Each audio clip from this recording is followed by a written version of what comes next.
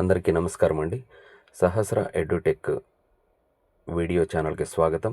ఈరోజు మనం ఐగాట్ కర్మయోగి కోర్సులలో భాగంగా Ayushman Bharat digital mission for doctors అనేటువంటి మాడ్యూల్కి చెందిన ఫైనల్ అసెస్మెంట్ క్వశ్చన్స్కి ఆన్సర్స్ చేయడానికి ప్రయత్నిద్దాం.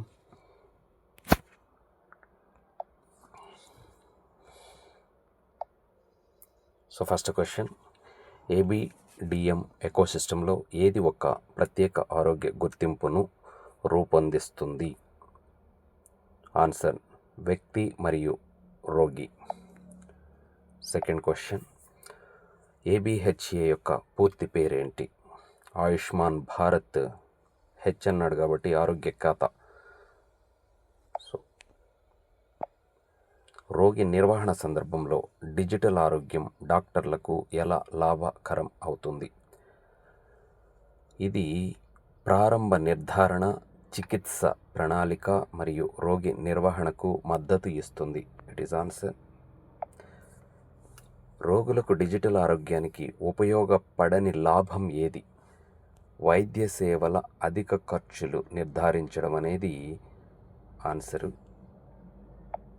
నెక్స్ట్, ఏబిడిఎం డాక్టర్లకు వారి కన్సల్టేషన్లు మరియు ఫీజులు ట్రాక్ చేసేందుకు అనుమతి ఇస్తుంది.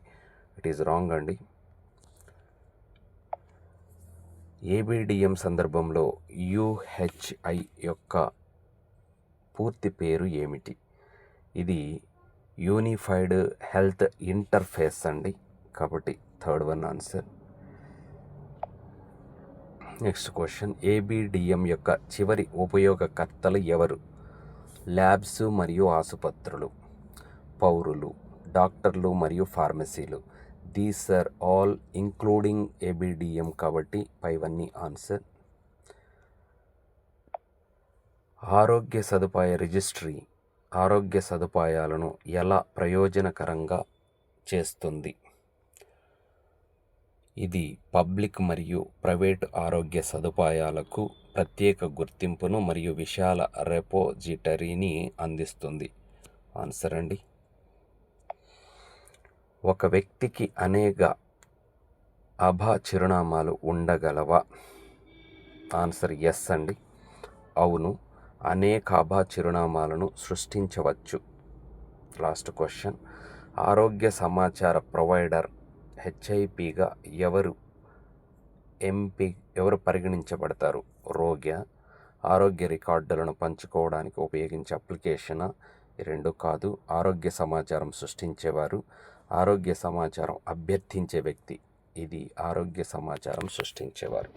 These are 10 questions. ఒకసారి ఆన్సర్లు చెక్ చేద్దాం. Yes, 100% correct answers. సో ఫినిష్కి వెళ్ళిపోదాం. సో రేటింగ్ ఇచ్చేద్దాం.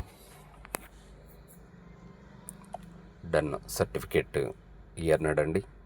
ఇంతటితో ఈ వీడియో ముగిద్దాం. So thank you all.